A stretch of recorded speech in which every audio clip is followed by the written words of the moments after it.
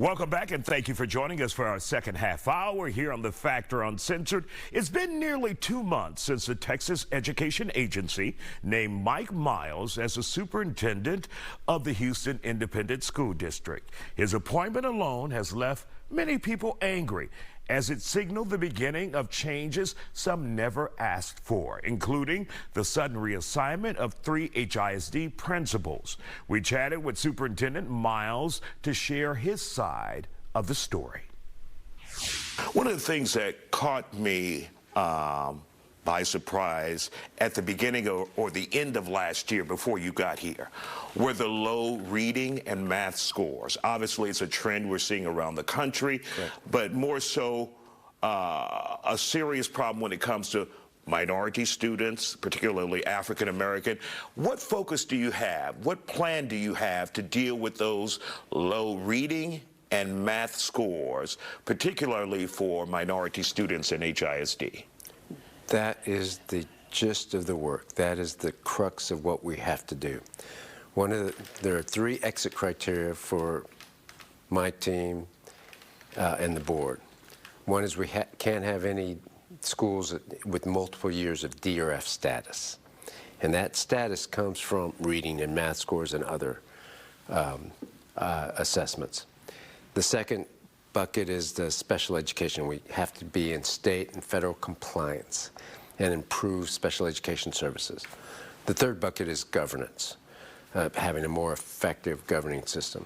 So the first bucket is what you're talking about, right? So you're absolutely right. The achievement gap is too large. So many of the things we're doing that we've already done and we're preparing to do have to be around proficiency of our students and the achievement gap. So only whole-scale systemic reform is really going to change the fate of our students.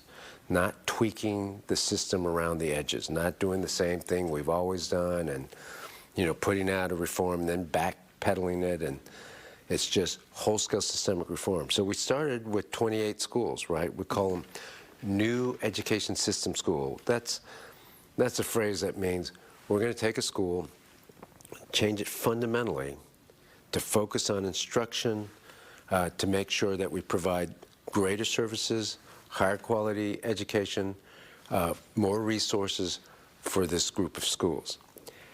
57 schools volunteered or asked to be in the new education system. So now we have 85 schools doing this whole-scale reform. Also, recently, you reassigned some principals. Some principals, I think, at Yates, Worthing, and Sharpstown.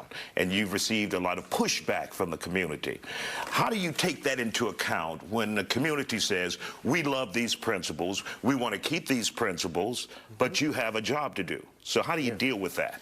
So actually, we haven't received that much pushback. Yes, it took some phone calls.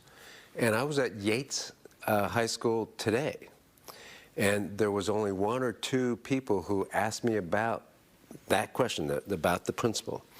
It's mostly, it was mostly a conversation with the Alumni Association, about 30 people, and we talked about a lot of challenges, not so much the principal, but some of the other things that haven't happened for the school. I think people recognize that it is a tale of 2 districts. I think they recognize that we have some low achievement, and they want to know, kind of like what you asked just before, what are you going to do about that low achievement? So, you know, I don't want to talk about any one principal, but that the reassignment of principals is tied to high-quality instruction, high-quality leadership, focus on raising the achievement scores, narrowing the achievement gap, and getting kids ready for the year 2035. Now, coming in, the TEA and yourself, there has been pushback. Obviously, you have to acknowledge that. Yeah. How do you deal with just your mere arrival pissing people off, and you just showed up? Yeah. You know, the way I look at it is this. I don't have much to say about the TEA intervention, right? Because that's not my area. I met the Board of Managers for the first time on May 27th.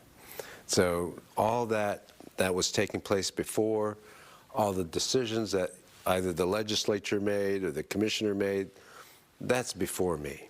And that's not my responsibility.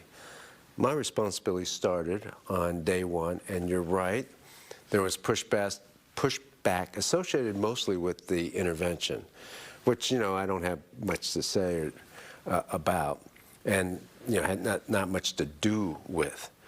I do now, though, and so any pushback we're receiving about what we're doing, the actions I'm taking, that's down to me. And I do understand, I've been around a while, as you can see, and I totally understand change management, and have a lot of empathy for people when things are forced on them. I get it. And change is hard for everybody. Even if I was passing out $100 bills, there'll be, some pushback because it's, different. So I understand when I hear, like at Yates, right? There wasn't a lot of pushback. There was a lot of concern. So the job is try to hear, with the noise in the background, what the real concerns are. Try to help solve what their truth is, what the challenges are according to them. And final question, I know you don't have all damn day with me, but for those who say this is not the board members that I elected to this position, this is not the superintendent that was hired by the duly elected board members, what do you say to those people who say you guys, in their eyes, may be illegitimate? Even though the state brought you in. Right, yeah, and I think that's part of the answer, right? So, again, I don't have any control over what the legislature did, but the legislature passed the rules for an intervention. The commissioner, and the legislature is an elected body. It's a democratic organization. The commissioner followed those rules. It went through the courts. And so the commissioner was given the permission to do this. So I think that's a legal process.